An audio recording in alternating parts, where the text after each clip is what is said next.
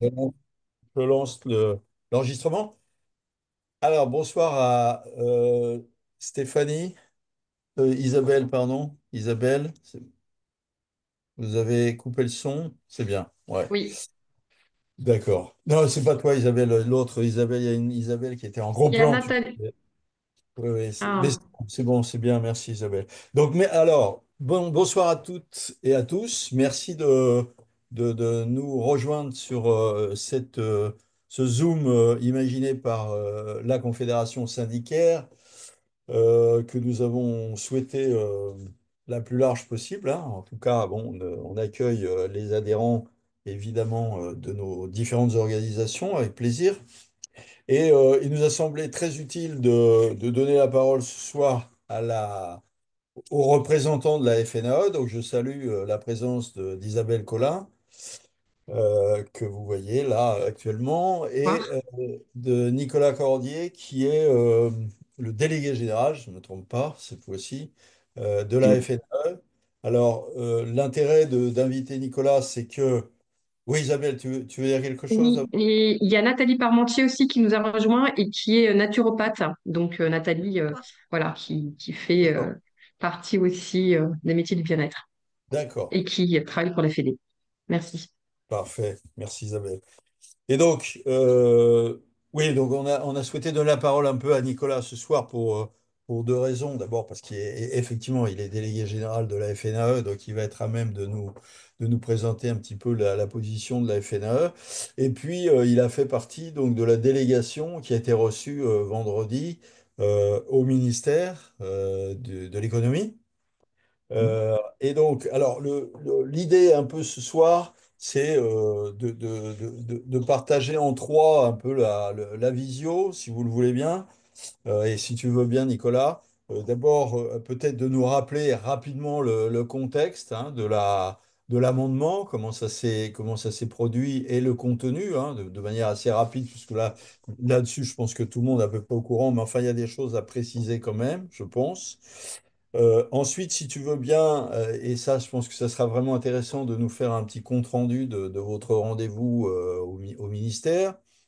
Et enfin, moi, ce qui me paraît aujourd'hui le plus important et évidemment le plus urgent, c'est les actions que nous allons pouvoir mener et ce que vous avez prévu, vous, à la FNAE, et éventuellement, nous, ce qu'on pourra apporter aussi dans la lutte pour revenir sur cet amendement.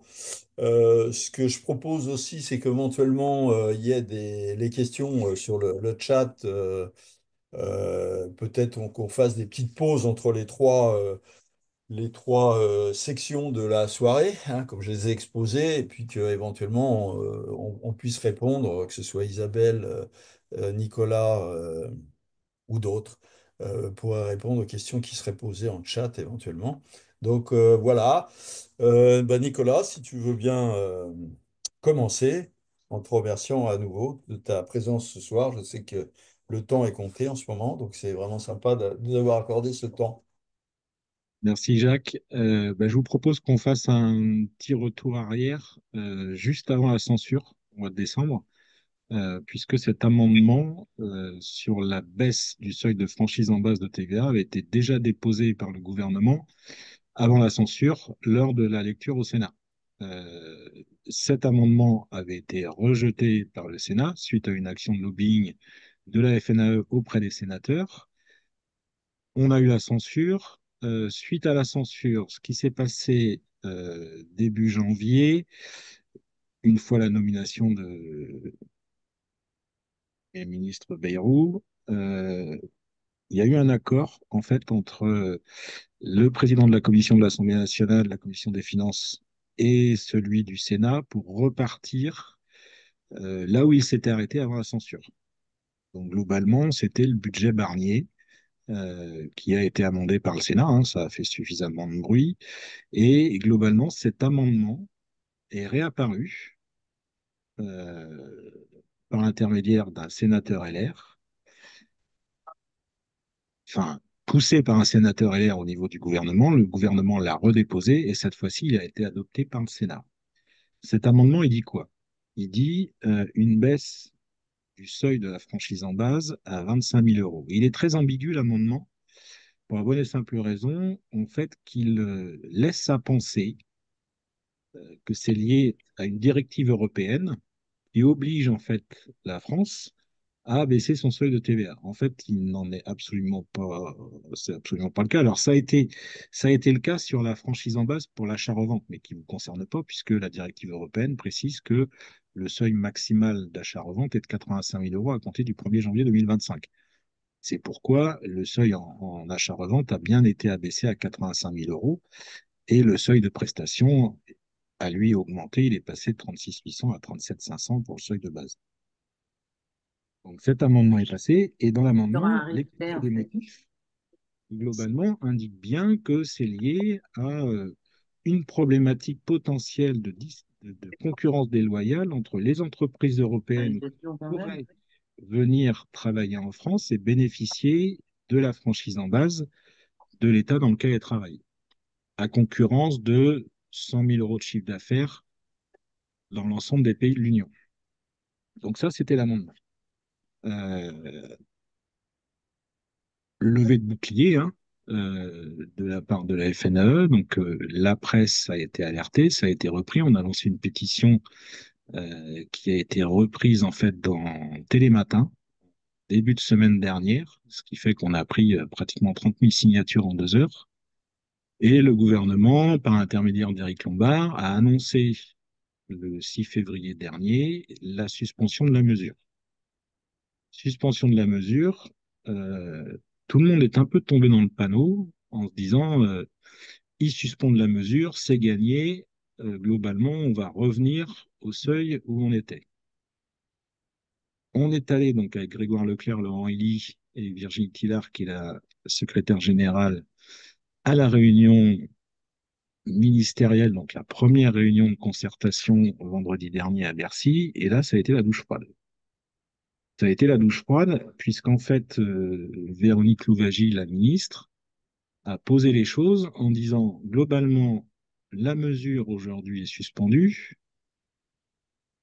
on fait une concertation avec les organisations professionnelles, donc étaient présents à cette réunion le MEDEF, l'UDP, l'UNAPL, l'UAE et la FNAE. En disant, voilà, il y a une concertation, la concertation doit être finalisée le 28 février, sachant que la mise en application de la mesure est le 1er mars 2025. Donc en fait, ils suspendent une mesure qui n'est pas mise en œuvre et ils donnent une fin de concertation la veille de sa mise en application. Je vous laisse deviner l'idée du gouvernement derrière, c'est que la concertation n'aboutisse pas et que le 28 février, ils disent, ou le 1er mars, ils disent la concertation n'a pas pu aboutir, le budget a été adopté, même si c'est par 49.3, auquel cas on applique la mesure.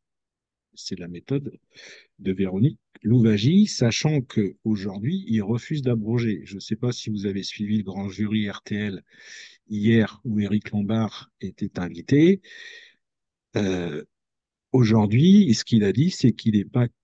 L'annulation de la mesure serait une mauvaise chose.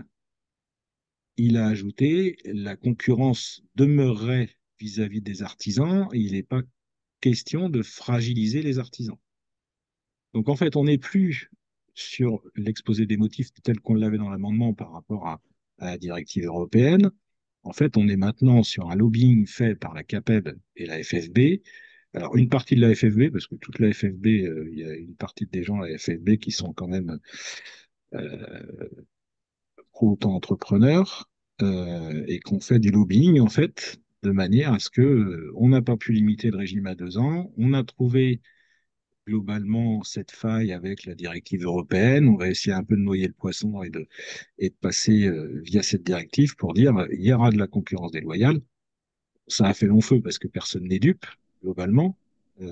Sachant que pour la petite histoire, hein, c'est avant 2025, les entreprises en fait qui venaient travailler en France pouvaient appliquer le taux de TVA de leur pays d'origine. Sachant qu'en France, on a un taux de TVA qui est plus élevé que dans d'autres pays. Donc voilà, l'intérêt est assez limité. Euh, Donc, à la Est-ce que fin de la tu réunion. peux, Nicolas, est-ce que tu peux préciser les acronymes que tu as cités, la FFB Alors, FFB, c'est la Fédération française du bâtiment. La CAPEB, c'est pareil, c'est une confédération du bâtiment. L'U2P, c'est l'Union des entreprises de proximité. Le MEDEF, bon, tout le monde connaît, le Mouvement des entreprises de France. Il y avait aussi la CPME. Et globalement, les positions des différentes organisations professionnelles. La position du MEDEF, c'est de dire que cette mesure est une bonne mesure. Maintenant, ils sont dans leur rôle aussi. Ce qu'ils ont dit, c'est que si vous rouvrez le débat sur la franchise en base, nous, on a d'autres dossiers aussi qu'on souhaite réouvrir. Ils n'ont pas précisé lesquels, mais je pense que la ministre les a compris. Euh, L'U2P donc, valide la mesure. Hein. Euh, c'est une très bonne mesure. Ça va la fameuse concurrence déloyale des auto-entrepreneurs vis-à-vis des artisans. L'UNAPL, alors l'UNAPL, ils sont un peu dans une position délicate parce qu'ils sont à la fois adhérents de l'U2P, mais ils ont aussi des professions libérales qui sont en auto-entreprise.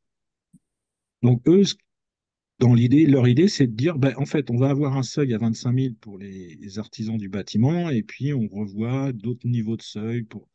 Enfin, il s'est perdu en conjecture, c'était absolument pas lisible au niveau de son discours, mais de toute façon, c'était de la complexification.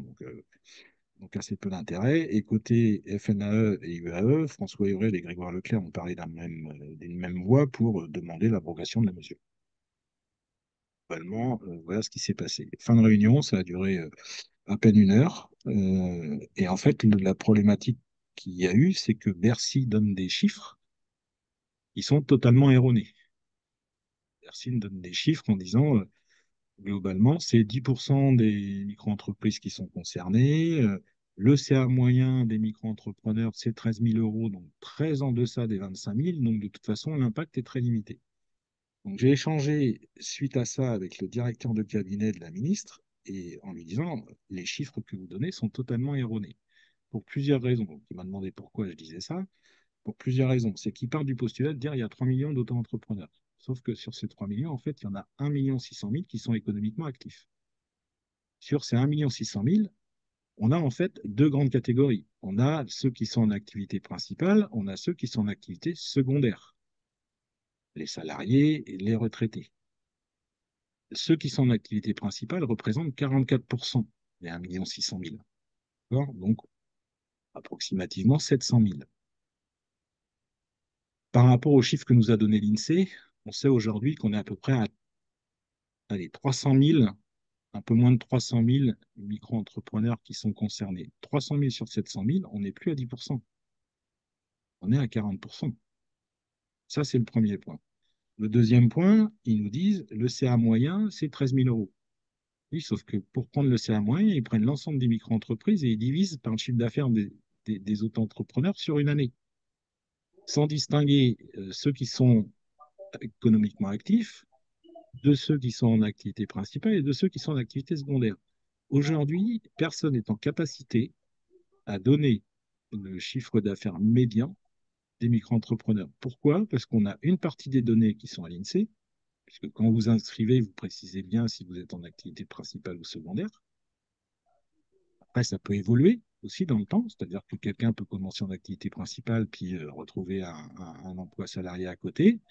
Il y a des données qui sont à la DGFiP par rapport à hier, et on a des données maintenant qui sont à l'URSSAF, également sur les déclarations de chiffre d'affaires. Sachant que l'URSSAF ne sait pas si vous êtes en activité principale ou en activité secondaire. Donc voilà, on a un mélange des genres. Euh, donc je lui ai envoyé, alors je ne sais pas si vous l'avez eu, l'étude Crédoc, l'étude du Crédoc. Jacques, ça serait peut-être Non, intéressant, je vous l'envoie, ouais, tout à fait. c'est une étude du coup, sur les caractéristiques en fait, de la micro-entreprise. Donc je lui ai poussé cette étude-là.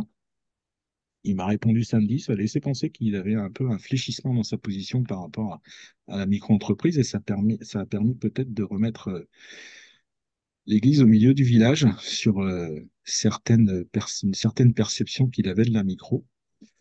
Et puis ensuite, j'ai discuté avec la ministre, parce qu'elle est venue s'intégrer dans la conversation et a remis sur le tapis la fameuse directive européenne. Ce que je lui ai dit, c'est que globalement, est-ce que aujourd'hui vous avez analysé le nombre d'entreprises de l'Union qui pourraient profiter de cet effet d'aubaine? Pas d'analyse.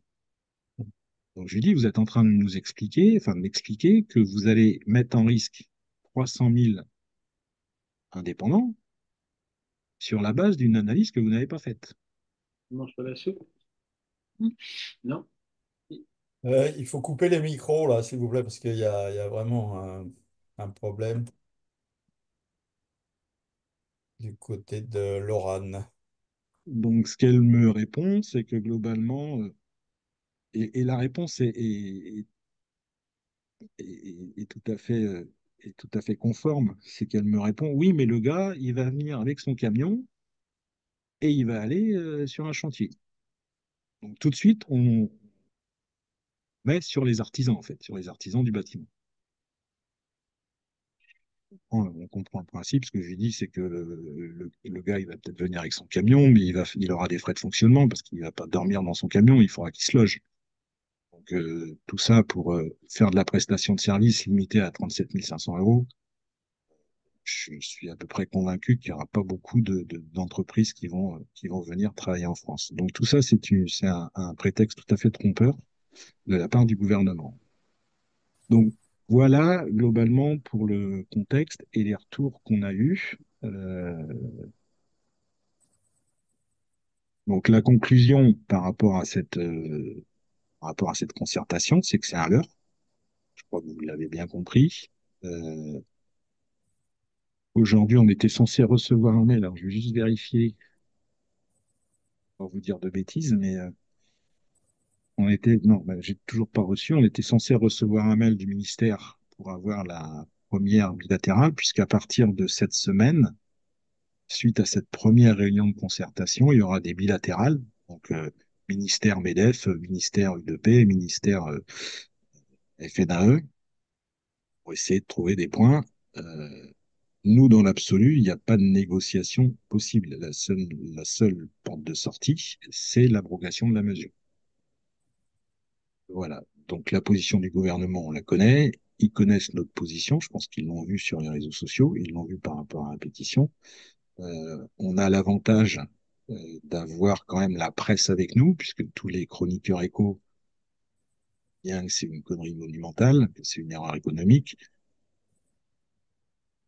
Figaro va même jusqu'à parler de faute politique et d'erreur économique. Alors, faute politique, parce que globalement, le gouvernement fait le lit des extrêmes en faisant ça. Hein. On l'a vu, hein. LFI a déposé une proposition de loi transpartisane pour abroger la mesure. Le RN a lancé une pétition. Alors, ce qui est drôle de la part du RN, c'est qu'au mois d'octobre, ils avaient déposé un amendement au PLF pour abaisser le seuil à 18 250. Récupération politique, mais un petit peu quand même. Euh, Donc pour nous, l'objectif aujourd'hui, c'est de continuer à mobiliser sur les réseaux sociaux, c'est de continuer à mobiliser par rapport à la pétition, et c'est surtout d'informer et les députés et les sénateurs. Donc on a mis en place sur le site un courrier qui est à disposition, c'est un courrier type. Il est à la fois au format PDF, à la fois au format Word, de manière à ce que vous puissiez le customiser à votre manière. Et l'idée, c'est de l'envoyer ce courrier aux sénateurs et aux députés. Ça, j'ai demandé à Grégoire. Alors, Grégoire était à l'Assemblée cet après-midi. Pas répondu. Il était à l'Assemblée cet après-midi puisqu'il était entendu par notamment Christine Pires-Beaune, justement sur la problématique de la franchise en base de TVA. Demain, moi, je serai au Sénat. J'ai réussi à avoir une audience avec un sénateur de Loire-Atlantique, qui est l'ancien président du conseil départemental et qui est le vice-président de la commission économique. Je le connais à l'extérieur, donc ça aide un petit peu Ouais. pour avoir. Mais globalement, je l'ai vu samedi, il est plutôt à l'écoute. L'idée, c'est de lui présenter les choses et c'est d'aller sur une PPL, un projet de proposition de loi parce que globalement, on n'aura pas de toute façon de loi de finances rectificative, de projet de loi de finances rectificative fait par le gouvernement. Ça, c'est complètement illusoire dans la mesure où ils vont pas risquer une motion de censure en faisant cela. Donc, nous, notre seule possibilité, c'est d'alerter aujourd'hui les sénateurs et les députés pour qu'on ait un groupe parlementaire, notamment à l'Assemblée nationale, qui dépose un projet de proposition de loi, enfin, qui dépose une proposition de loi sur la base du projet qu'on leur fournira. Aujourd'hui, c'est pratiquement la seule issue possible.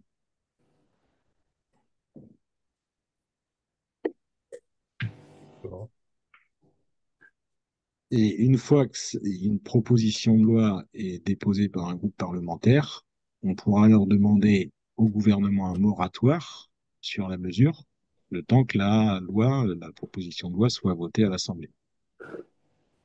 Voilà.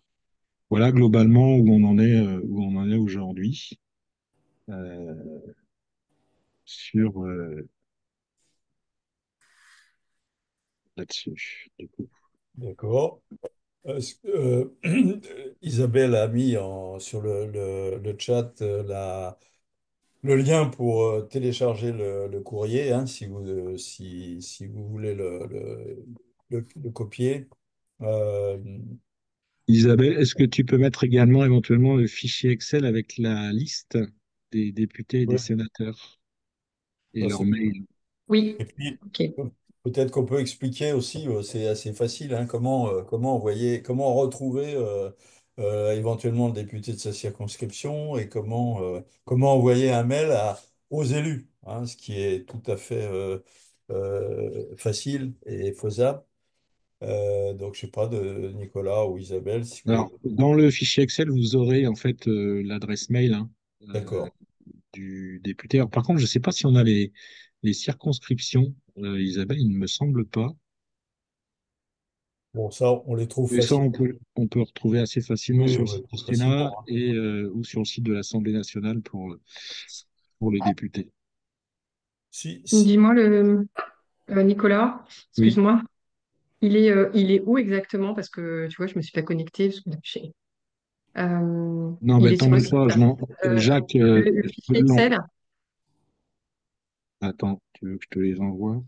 ouais, où est-ce qu'il est? Parce que là, je suis sur je le trouve pas. Si tu te connectes, normalement, tu l'as, le Ah, il faut fichier. que je me connecte. Ok, oui. Donc ça veut dire qu'en fait, là, comment dire? Bon, on a accès à, j'interpelle les parlementaires en libre service, mais la liste, en fait, il faut se connecter. C'est-à-dire que Oui. quelqu'un qui n'est pas adhérent chez nous ne peut pas se ah, connecter. Donc on va vous envoyer la liste, ouais. hein. Alors, il faudrait Connecter. l'envoyer, ouais. Et puis, nous, Ouais, Oui.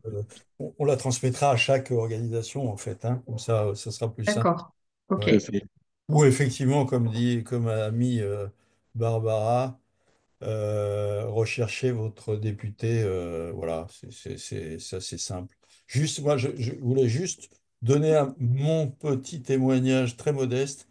En fait, sur LinkedIn, j'ai un certain nombre d'abonnés, d'élus pour lesquels je suis abonné.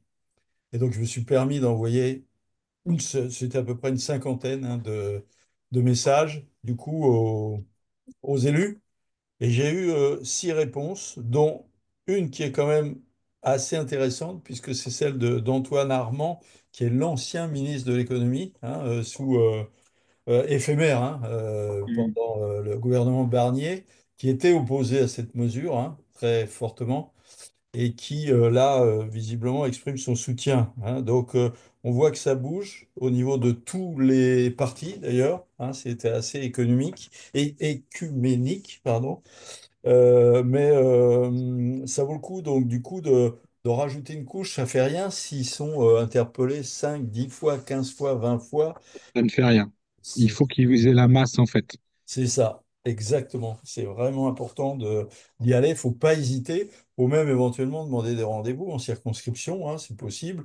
Oui, Voilà, ils ont intérêt, eux, à recevoir leurs électeurs, hein, de toute façon, parce que l'avenir est pas très rose pour eux, de toute façon, hein.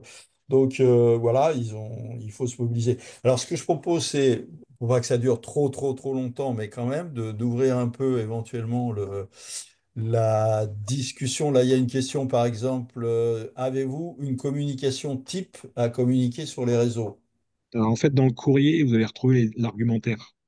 Euh, Dans le courrier, il y a l'argumentaire sur ce que vous pouvez expliquer, il y a l'argumentaire d'un point de vue de la FNAE, et puis aussi il y a les effets de bord pour le gouvernement, puisque le gouvernement aujourd'hui table sur 400 millions d'euros de recettes fiscales supplémentaires cette année et sur 800 millions d'euros en année pleine, euh, sachant que le gouvernement...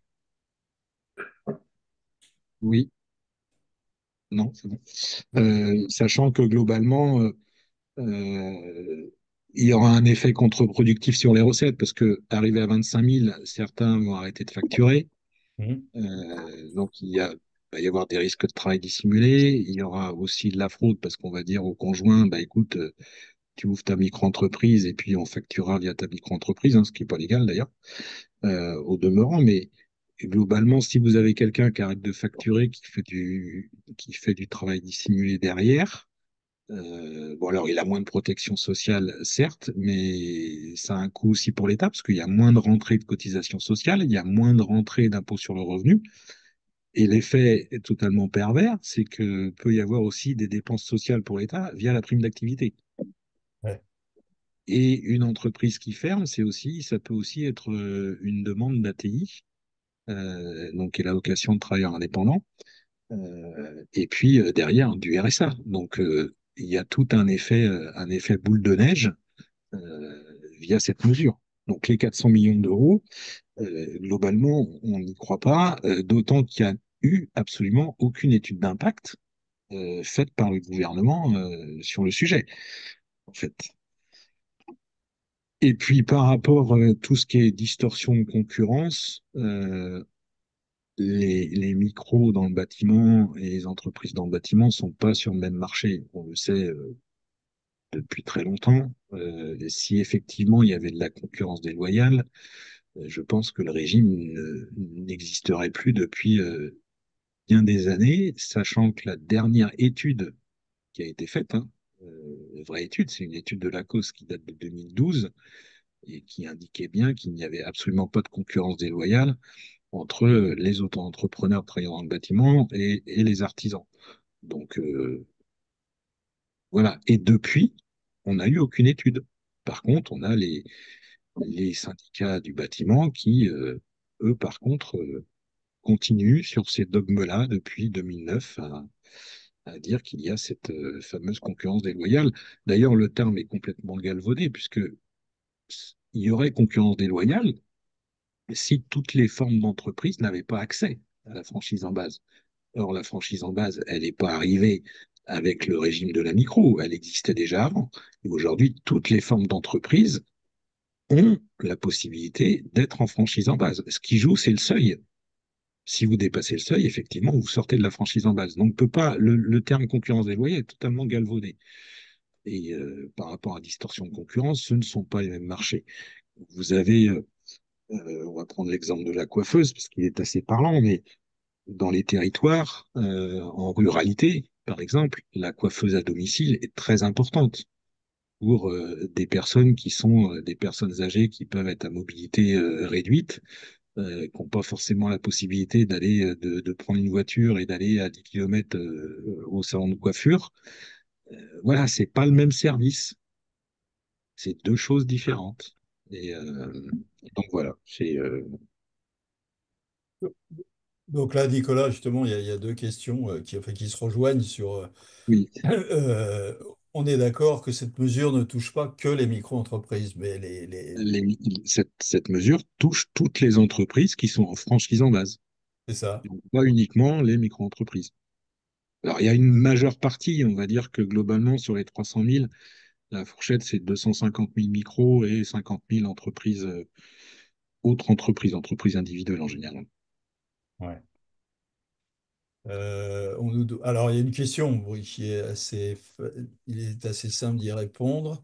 une fois le courrier que vous nous avez transmis est signé, à qui le transmettons?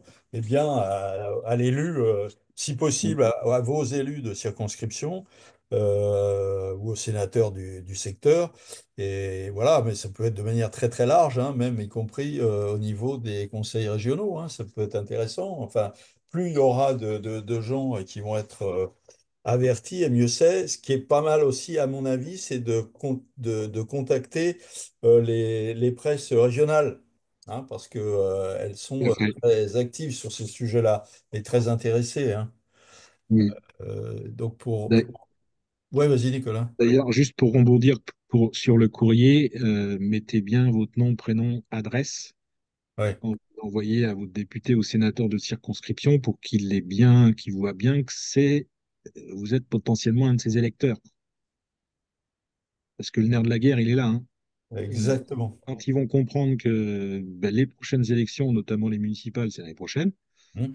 la présidentielle en 2027, quand ils vont comprendre qu'il y a un risque derrière, je pense que ça peut aussi les faire changer d'avis. Tout à fait. Et les rumeurs de dissolution continuent à courir dans les assemblées, hein. Donc, il n'y a pas de... Aussi là-dessus, c'est aussi un poids éventuel. Ce qui explique aussi la mobilisation des deux partis dont tu parlais tout à l'heure, hein, d'ailleurs. Alors, oui, bien sûr que le courrier sera transmis au SSI, comme il va être transmis à toutes les organisations qui font partie de syndicaires, hein, bien évidemment. Là, on est dans un Zoom syndicaire. C'est la Confédération qui est aux côtés de la FNAE là, pour essayer d'arrêter cette mesure délirante. Mais oui, oui, on travaille avec l'ensemble des organisations et de manière plus large, hein, avec l'ensemble des organisations du bien-être. J'en profite pour dire que d'une certaine manière, cette mauvaise nouvelle est une occasion aussi de montrer que nous exerçons des métiers aussi, hein. Et on le voit bien là, parce il y a pas mal de réactions, Nicolas, sur le chat, où ils disent, enfin, les gens disent, bah, moi je vais être obligé d'arrêter. Je vais être Voilà. obligé d'arrêter mon activité. Eh ben oui, si on arrête son activité, c'est bien qu'on était en train d'exercer un métier. Et c'est bien aussi ce qu'il faut faire comprendre à nos élus et à nos gouvernants, hein, qui, comme vous le savez, nous ignorent de la manière la plus scandaleuse, hein, depuis très longtemps. Et bien là, on est en train de prouver quelque chose aussi, hein. Donc, et ça, je pense que c'est vraiment un combat qu'il faut relier à celui là qui nous touche actuellement, hein. Mais c'est pour moi, c'est très très lié, vraiment. Je pense qu'il y a une logique derrière ça, effectivement, d'ignorer, de minorer tous ces métiers qui sont actifs, et y compris ceux du alors, bien-être, hein. Moi, je préfère le terme de santé intégrative, mais voilà. Oui, Barbara, tu voulais dire un mot? Oui, je voudrais juste revenir sur la question d'Alice Marceau qui dit Je comprends que c'est une mesure qui cherche à réguler une crainte sur des chantiers du BTP. A-t-on une idée du nombre ou taux d'auto-entreprise du BTP dans l'ensemble des auto-entrepreneurs et pour lesquels on remettrait en cause la survie potentielle de toutes les autres professions possibles sur ce statut? Parce qu'en fait, ce qu'on comprend en gros, c'est que c'est le BTP qui fait du bruit Mm. et qui va noyer toutes les autres auto-entreprises par ça. Je vous confirme, c'est 13% des auto-entreprises qui sont globalement dans le bâtiment. Ok, Euh, et ce 13% est suffisant? Ils ont un lobby le suffisamment fort? lobby du bâtiment est très très puissant, d'autant qu'en plus en ce moment, comme vous pouvez le constater au niveau de l'immobilier, c'est un petit peu problématique. Mm. Donc au niveau de la construction aussi. Donc comme on dit, quand le bâtiment va, tout va. Donc généralement, on les entend pas forcément. Par contre, quand le bâtiment ne va pas bien, effectivement, il monte au créneau et la première cible, ce sont les auto-entrepreneurs. Alors, c'est quand même très, très étonnant parce que il parle de concurrence déloyale.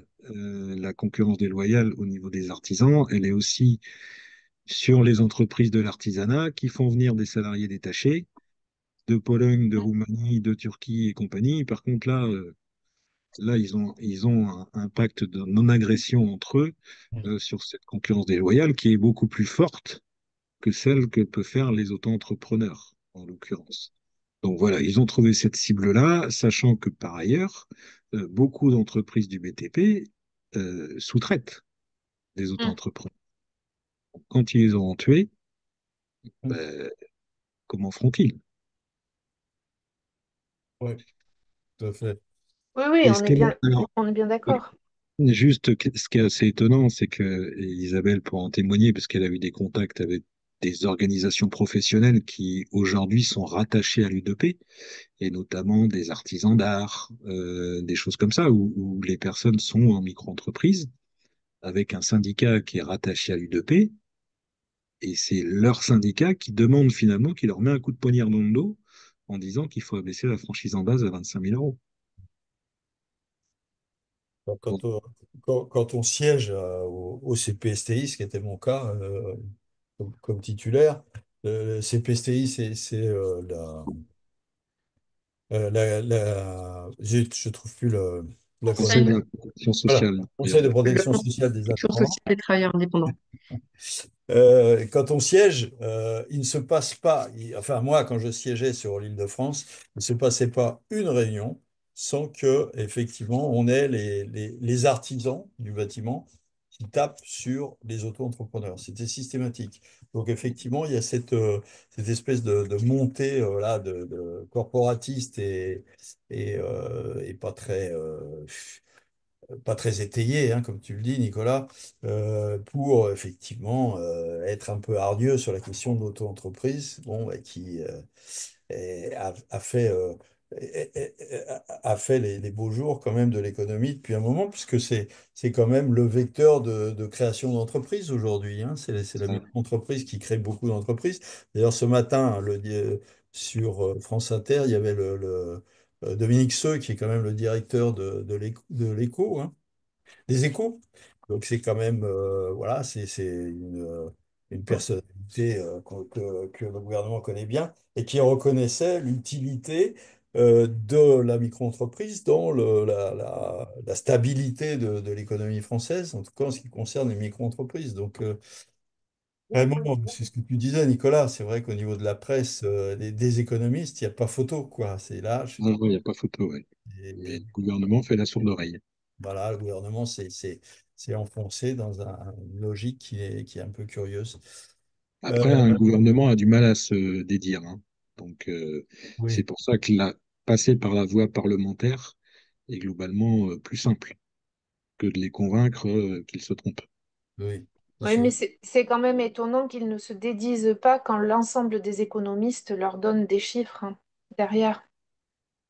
Oui, oui, mais c'est aussi montrer qu'ils n'ont pas fait d'analyse en amont. Euh,